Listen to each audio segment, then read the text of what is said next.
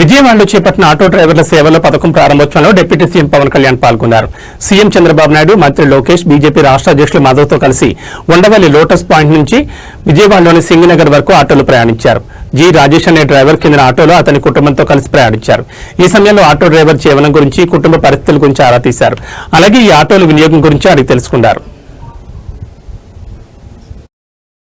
ఈ రోజున 15,000 జమ చేస్తూ దాదాపు 3 లక్షల ఇంకా సరిగ్గా చెప్పాలి 2,90,000 మందికి ఈ ఆటో డ్రైవర్ సేవల పథకం ద్వారా లబ్ధి చేకూరుండగా మీ అందరి కోసం ప్రభుత్వం ఆర్థిక ఇబ్బందులు ఉండి 436 కోట్ల భారాన్ని ఈ రోజున రాష్ట్ర ప్రభుత్వం చాలా ఆనందంగా మోస్తుంది.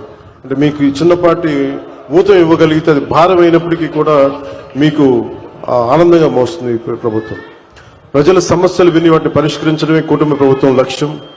ఇచ్చిన మాట నిలబెట్టుకుంటూ వాగ్దానాలను కార్యరూపం దాల్చుతూ ముందుకు సాగుతూ ఉన్నాం.